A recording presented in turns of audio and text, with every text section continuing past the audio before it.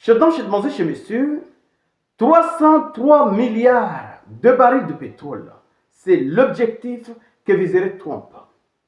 Attaquer ou provoquer un changement de pouvoir au Venezuela permettrait aux États-Unis, un empire déjà en déclin, d'accéder à une richesse immense. Pour comparer, l'Arabie Saoudite possède une réserve de 267 milliards de barils, l'Iran 209 milliards de barils, le Canada environ 168 milliards de barils et enfin l'Irak avec 145 milliards de barils. Le Venezuela dépasse tout le monde. Donc, il y a énormément à gagner. Et selon des sources, les États-Unis auraient récemment contacté Caracas pour tenter de trouver une solution à l'amiable visant un changement de pouvoir. Car l'objectif ici est clair, mettre la main sur cette gigantesque réserve pétrolière. C'est de cela qu'il s'agit. Oui, Trump aurait contacté Maduro pour lui proposer de quitter le pouvoir. Et en échange, les États-Unis vont lui laisser le passage. Donc, les États-Unis envisageraient d'utiliser la force contre le Venezuela si le président Nicolás Maduro refuse de quitter le pouvoir.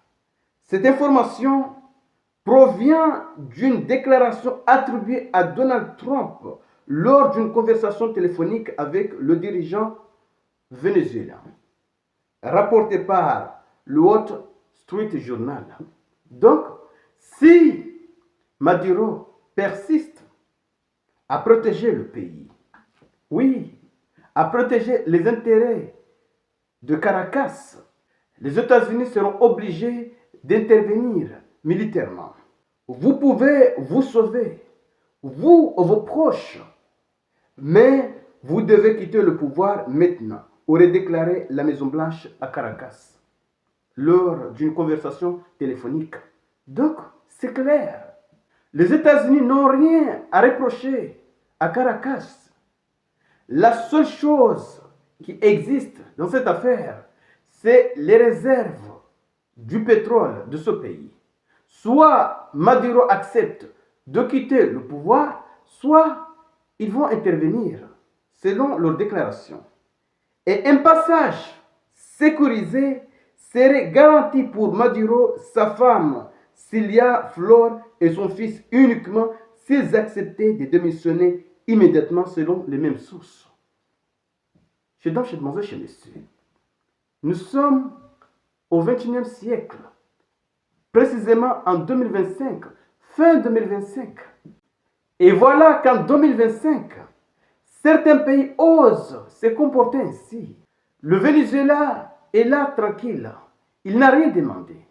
C'est un État souverain, avec un dirigeant légitime qui a été voté, aimé par la population. Mais comme il refuse de céder son pétrole aux multinationales internationales américaines, là, Maduro devient un obstacle. Il doit quitter le pouvoir. Oui, soit il se plie aux conditions de Yankee, soit il quitte le pouvoir. Chez Mademoiselle, Monsieur, l'heure est grave. Oui, l'heure est très grave. Alors, chez Mademoiselle, Monsieur, partagez cette vidéo et surtout, restez connectés pour la suite des événements. Merci.